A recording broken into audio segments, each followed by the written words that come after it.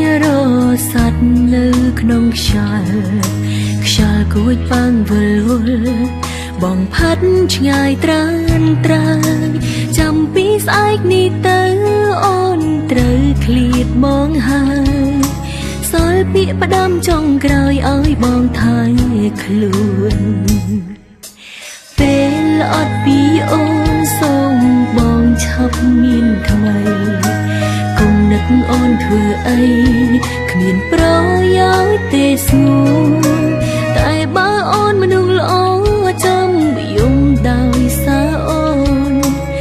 នមិនមែនជាអូនដូចពីមុនទេអូនខំដែលហ៊ានចាក់ចេញពីជីវិតបងអូនដឹងតែអត់ដំឡៃអាចក្បែរ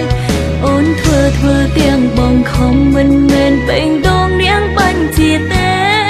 តែបើខឹងឬស្អប់មកអាចជេរអូន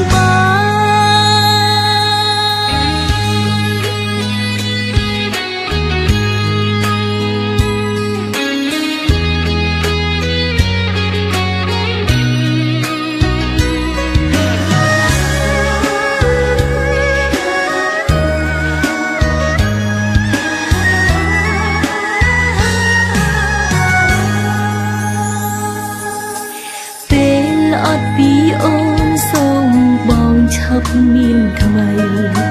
កុំនឹកអូនធ្វើអីគ្មានប្រយោជន៍ទេស្ងួនតែបើ